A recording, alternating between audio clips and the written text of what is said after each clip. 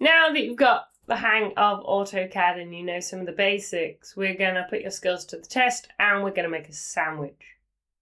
I encourage you to have a go at the various ingredients before watching the solution. So I'm not going to show you exactly everything that you have to do. I'm just going to give you some hints and tips as I'm doing it so that you can learn and find what works best for you. Extra learning materials like the PDF and drawing files are available to download. Please check the link in the description.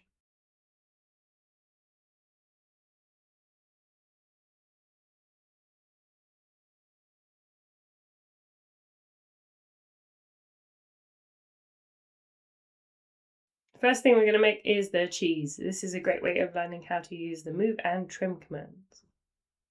We're going to start with a rectangle.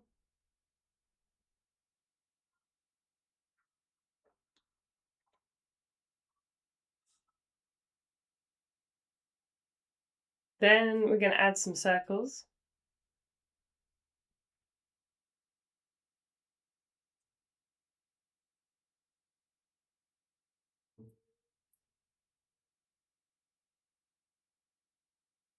Now just remember, as I'm showing you this, it's just one way of doing it. So another option that we've got is when we draw the circle, we can directly input a coordinate value because we start at the 0, 0 point here. So I know exactly where I want that circle to start.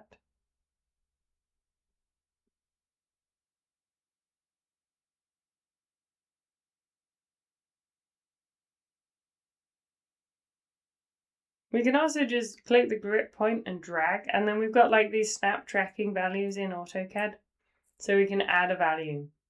However, it's very easy to accidentally sort of nudge it slightly off angle and get some strange results. So be really careful if that's what you're going to do. Another option that you've got is to draw a temporary rectangle and then snap to that corner point and draw the circle. Now, all of these methods are equally valid, so you have to find what works best for you. And then, of course, you can use the move command.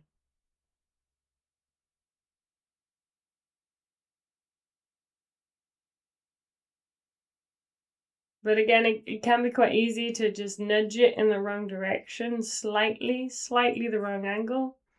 So be really careful and pay attention to those temporary snap lines. You can also just control that it's in the correct location from the properties palette.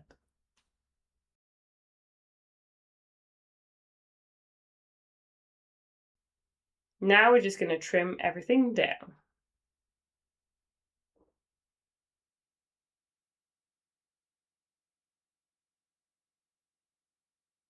And we're going to join it, keep it tidy. You'll notice that the two circles didn't join because they're not connected.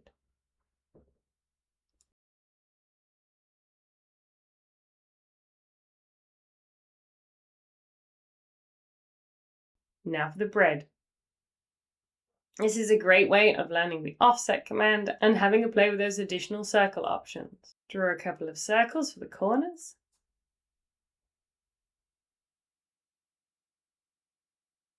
And then I'm going to use the circle with the tangent radius option to get that nice smooth curve over the top.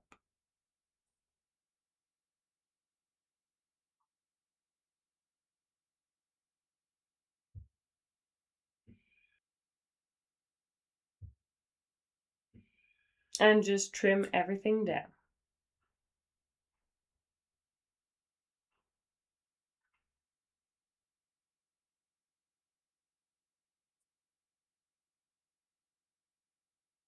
I'm then going to join everything together so that when we come to fill it, it's a lot easier.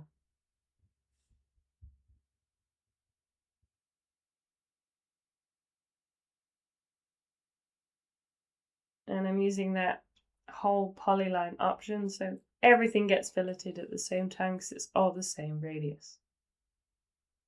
I'm going to offset the edges.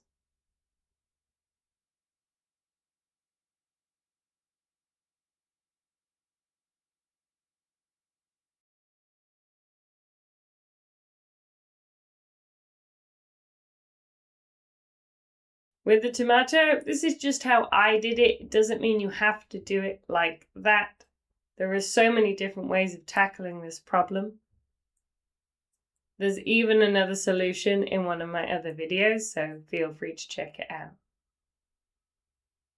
I'm going to start with this 45-degree angle.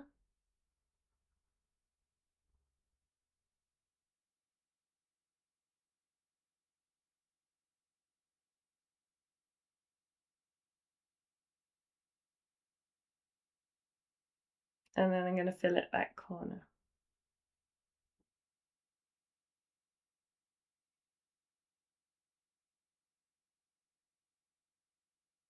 I only use a temporary line, so I've got a reference value.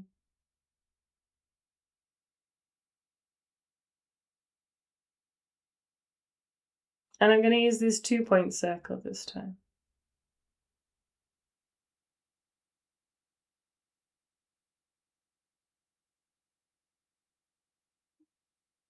Then I'm going to delete everything that I don't want with the trim command and fillet the corners.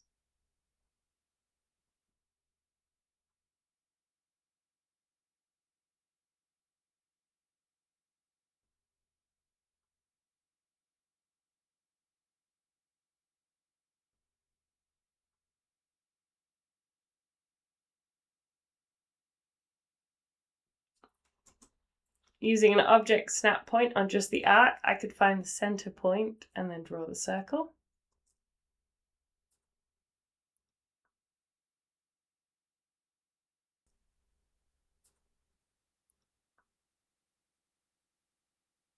And then array perler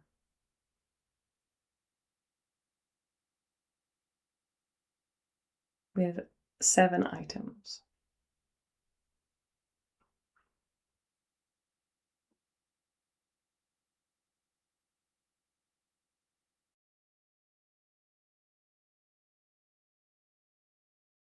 Now we're going to make that green stuff. I don't want to call it salad because, yeah. For this, it's a great use of the spline. Just go nuts.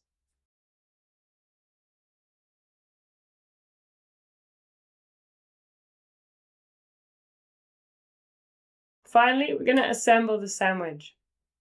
We're going to explore some of the different move options that you've got. To start with, I just copied everything onto one drawing, and then in the properties for fun, I changed the color so you can really see what's going on. Just going to rotate that cheese. And then this time, I'm going to use a temporary rectangle to get it into position and use that as my snapping point. Some people will say that you shouldn't do this, but if it's easier and faster, why not?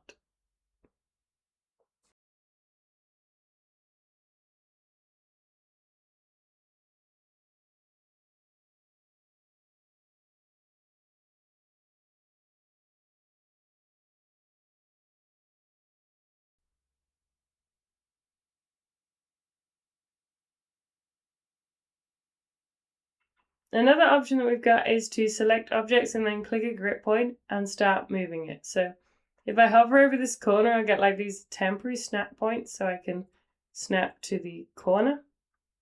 And then I can nudge it up and down and across by a given value. But just be careful. It's easy to accidentally snap to the wrong thing, go slightly off angle, or move in a strange way. So I can also use the move command, which can be more precise. Then I can manually enter the correct value. And again, I'm just using this temporary O snaps to make sure that I'm in the corner.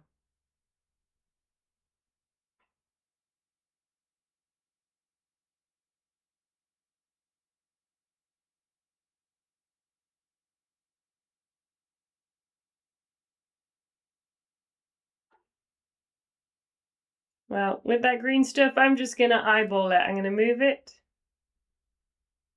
And I'm going to click, but I don't like that it's snapping to the center point, so I'm just going to temporarily change the snap settings. You can review that in a previous lesson. I'm going to start repositioning a bit and changing the shape. And Looking okay.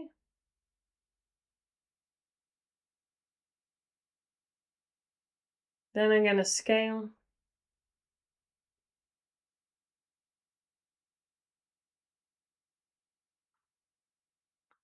Again, using that temporary tracking point, and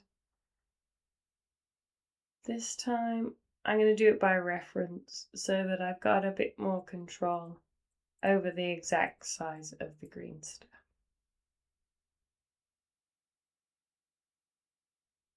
Remember, there are lots of different ways of doing this. That's why I'm showing you different methods. You have to find what works best for you. There are going to be a lot of people that tell you that you have to do CAD in one way or another. Tell those people to get lost, because there are 100 different ways of drawing a square. Maybe I'll make a video out of that if you want. So don't get hung up on doing it the exact way that you've been shown. So long as you get the results in a pretty quick and efficient way, then that's good enough, especially as a beginner. Don't worry too much about doing things with the exact right workflow. That can come later. If you like what I do, please like and subscribe. Turn on the notifications, it really helps me out. It also lets you know when the next lessons are becoming available. Additional resources are available, including PDFs, DWG files, reference documentation, and exclusive videos. Please see the link in the description. Thank you so much for watching, and I look forward to seeing you in the next video.